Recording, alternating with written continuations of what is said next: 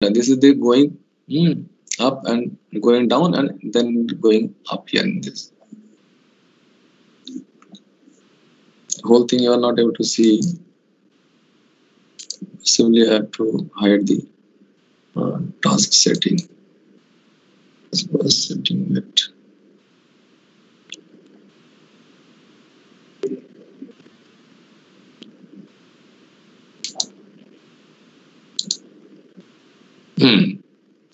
Now it is clear. In the bottom, you are able to see how the transition is occurring.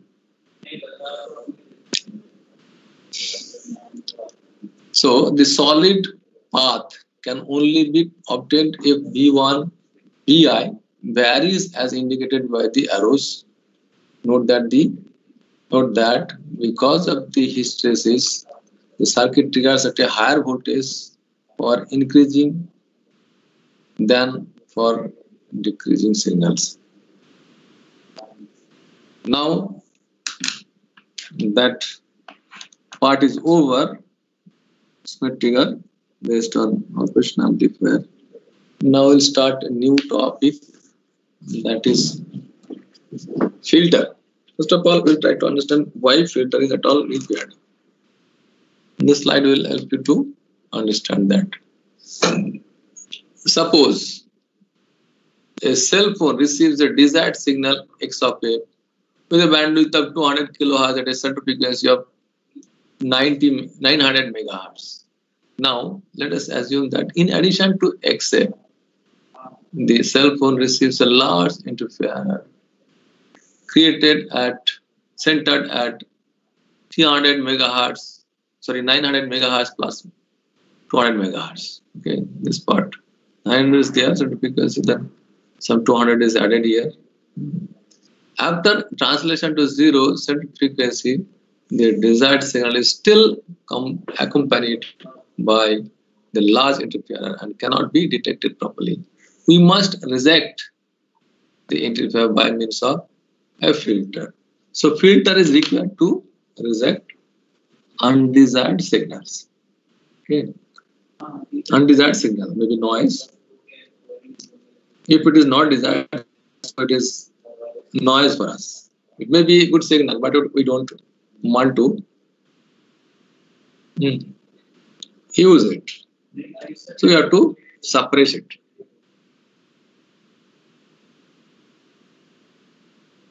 So which characteristics of the filter are important? First, the filter must not affect the desired signal. Only it should affect the noises or undesirable signal. It should suppress that one only. It must provide a flat frequency response across the bandwidth of XF. Whatever frequency band is given, if it is 200 kHz, okay. In that 200 kHz frequency band, it should be giving flat response. Second, the filter must sufficiently attenuate the interferer. Obviously, noise should be sufficiently attenuated. It must exhibit sharp transition. Transition should be sharp like this, even sharper than this. There is slight slant is there. Okay, it may be even sharper.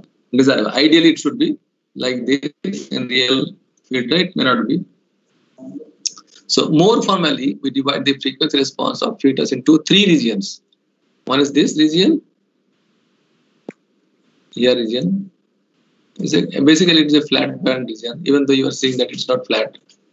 And then this is the transition region and the stop band region. Only we divide the three regions. The pass band, this region, frequency of this region is passed. The transition region, where it is making a transition from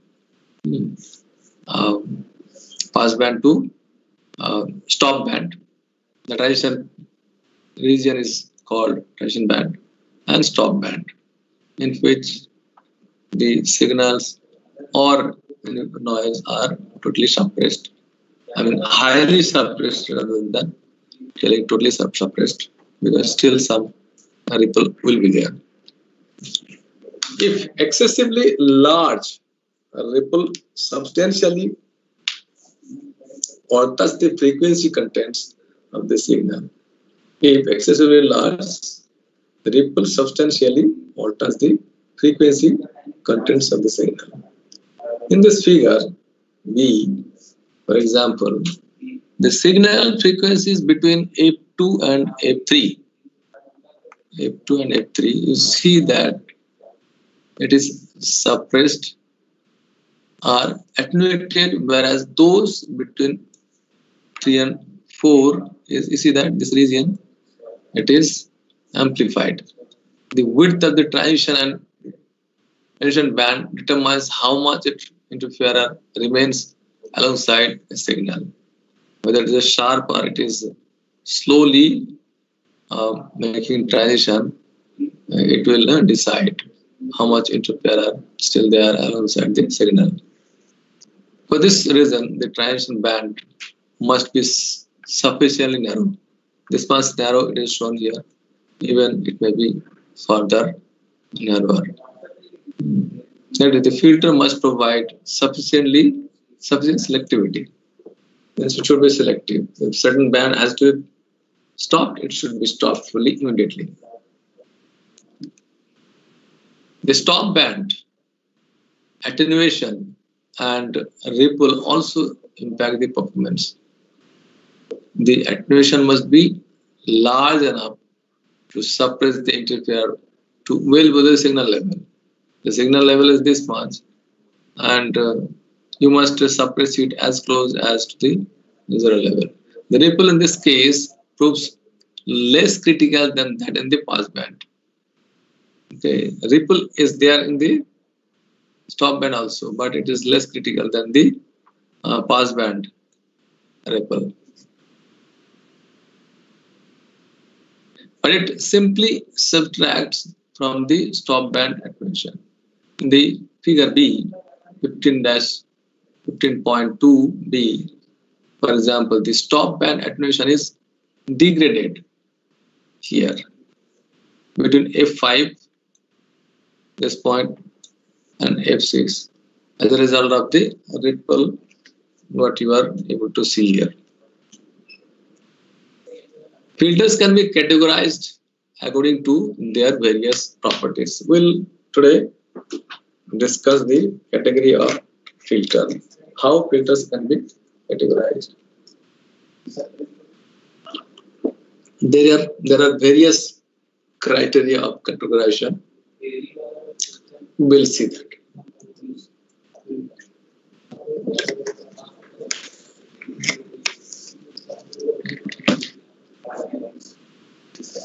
So filters can be categorized according to their various properties. One classification of filters relates to the frequency band that they pass or reject. The example illustrated in figure B, this one, is called low pass filter. Is low frequency is increasing. This is the frequency axis. X-axis is the frequency axis. So lower frequency up to here is being passed to the filter, output of the filter. But after that, higher frequencies are suppressed. So it is a low pass filter.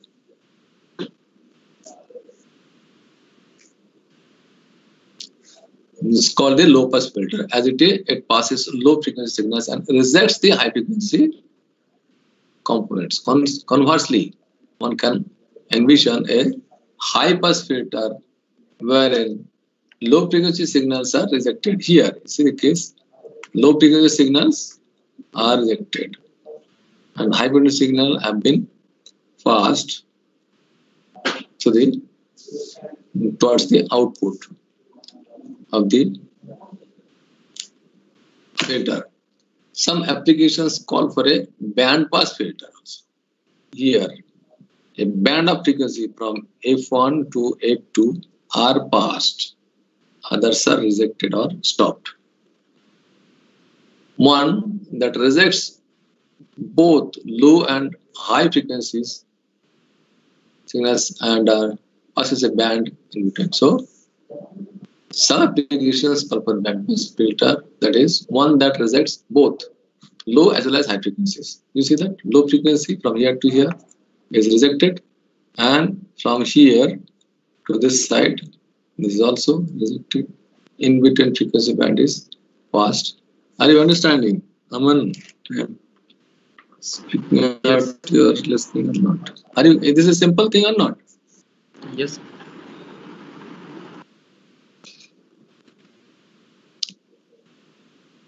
Here is a classification in the graphical form, summary of filter responses. Based on this, you can say low pass filter, high pass filter, band pass filter, and band reject filter. Frequency band F1 to F2 are rejected in the last figure. Here, band pass filter frequency from this to this is passed. Here it is rejected, it is passed. So name is band pass and band reject. Is it clear?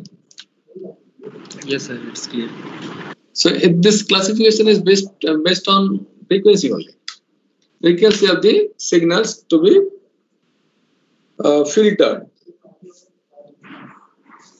Filter the signals. Frequency, low frequency, it is passing. Then is low pass filter. High frequency passing. Then high pass filter. Then if certain band of frequency is passed, then is band pass filter. If certain band is rejected, then is band reject filter. These all are the classification here. Let us see further if anything is there in this topic of classification of filter.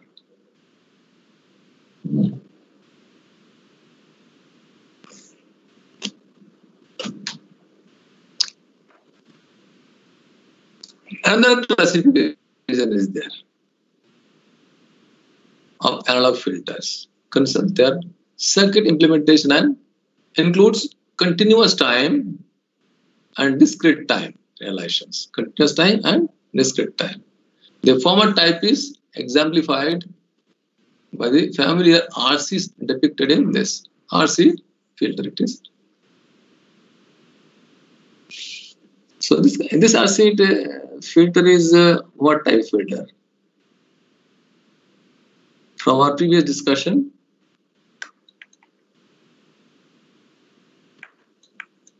what type of filter? From our previous discussion, what may be the type? High pass, low pass, band pass, band reject. 4 different classes of filter we have seen. Tell somebody.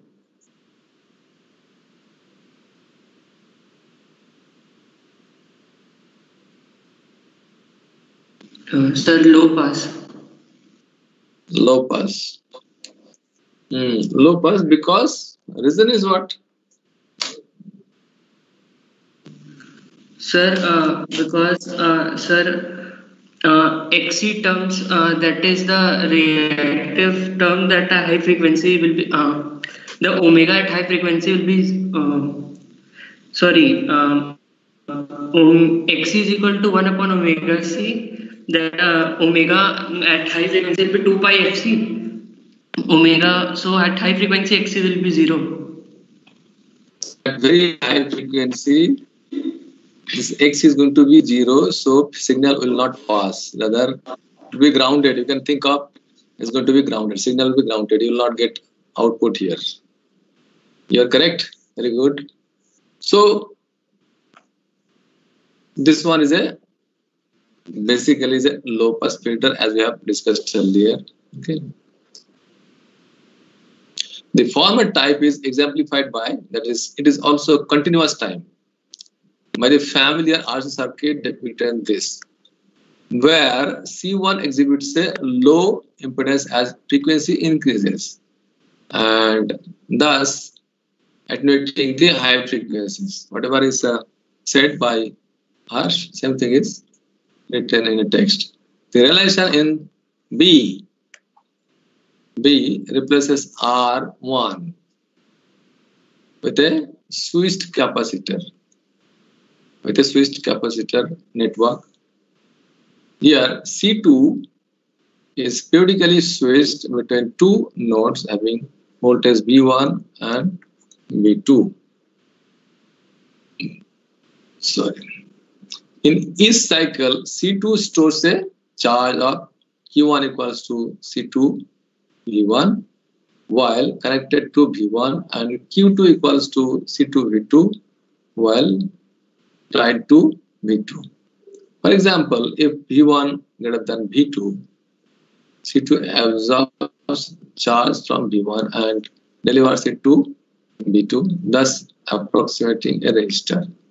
We also observe that the equivalent value of this resistor decreases as the switching is performed at a higher rate because of the amount of charge delivered from V1 to V2 per unit time increases.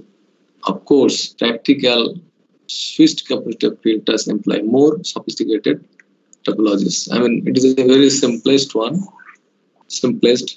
and discrete time realization of the low pass filter.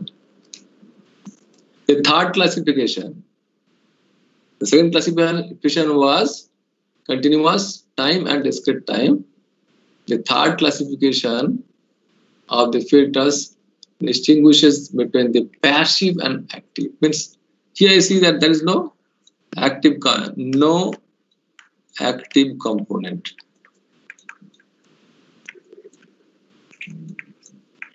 But if you have active component like BJT, MOSFET or op-amp, then it is a active filter, passive and active filter. Meaning is coming from that use of components. The former incorporates only passive devices such as resistors, capacitors, and inductors, whereas the latter also employs amplifying components and transistors or op-amp. There is the difference between active and passive. Say, low pass filter can be realized as passive circuit, as you can see, or as active topology like integrator using op-amp itself. Here is a classification, whatever we are discussing in a summarized form in this diagram. The active filters provide much more flexibility in design and find wide application in many electronic systems. Here you see the frequency. Based on frequency, in the classification we have discussed, that is low pass, high pass, band pass, and band reject. Any doubt in this?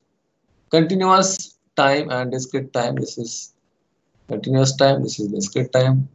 And here, bottom one, the last one, either passive or active. Filter is passive type or active type. So this is passive type, this is active type, because it is having an active component, which is nothing but op-amp in this case. It could be BJT or MOSFET also. Is it understood, all of you? Aman? Yes. Good. Should we go ahead or stop here? Tell something.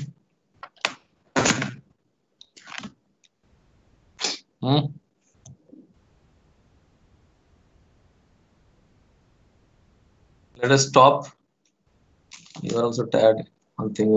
So in the next class, we'll be discussing here onwards. We'll leave it now.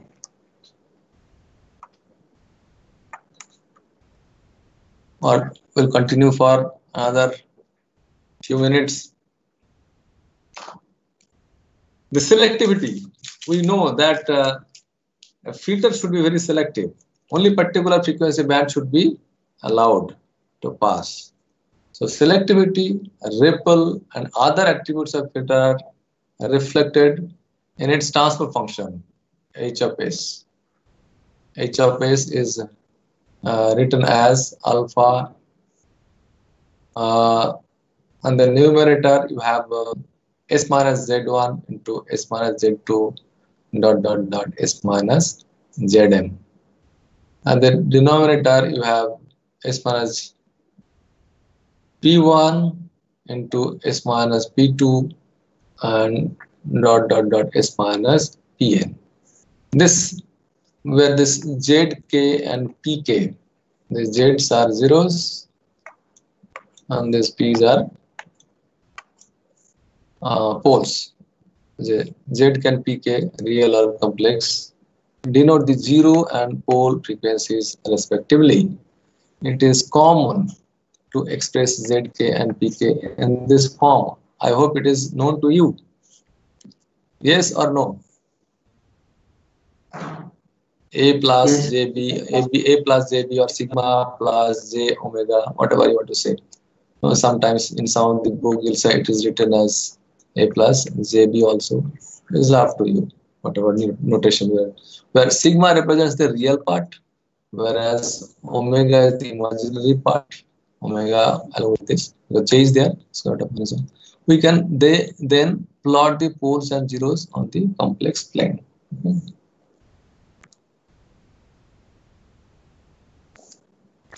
Construct the pole zero diagram for these circuits shown in this figure.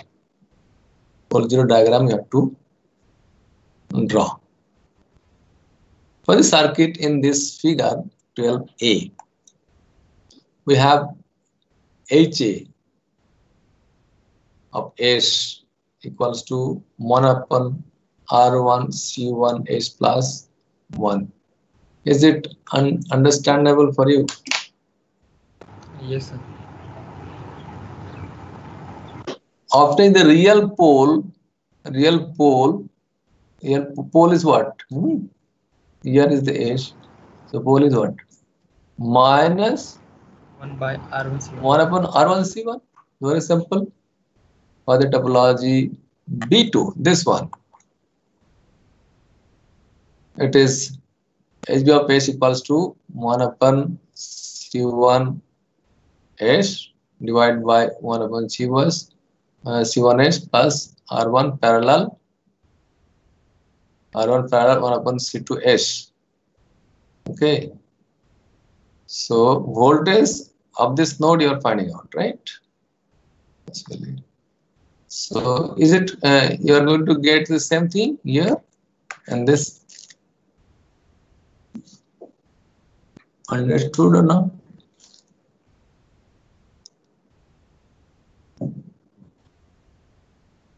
How you are getting this? Is it correct?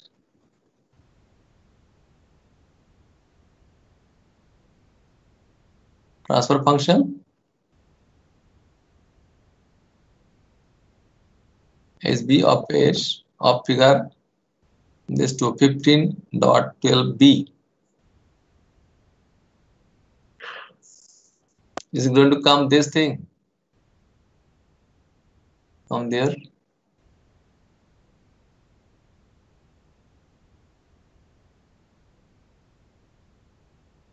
These two are coming in parallel. Okay. So here put it here.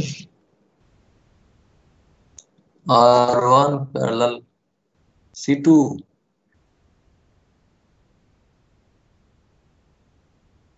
Yes, is it understood? If you simplify this one, you get this. Aman? Yes, sir. Is it coming correctly? From we are getting Yes, this. yes, correct. Is it understandable or not? That sort of transfer function is correct or not for the circuit B? Yes, sir. Aman? Sir, that we are finding potential on V0. Actually, transfer function actually B out by B in. The transfer function is what? Output upon input voltage.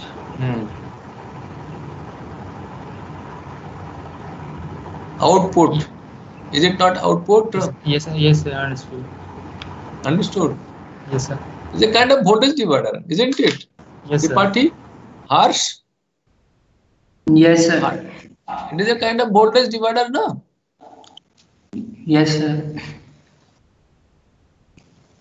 Okay. If it is understood, then we'll go ahead. Otherwise, we'll stop.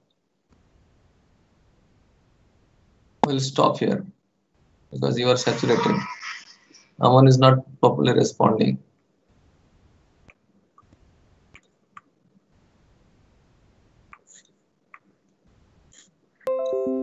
Okay.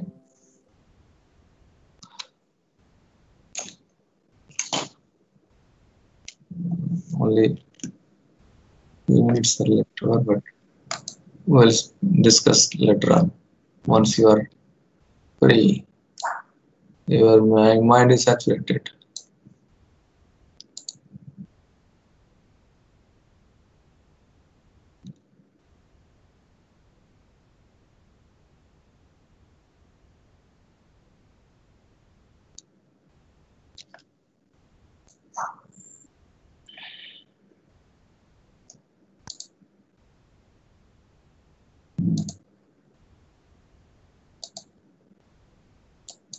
Okay, leave the class and relax for some time. If you have any other class,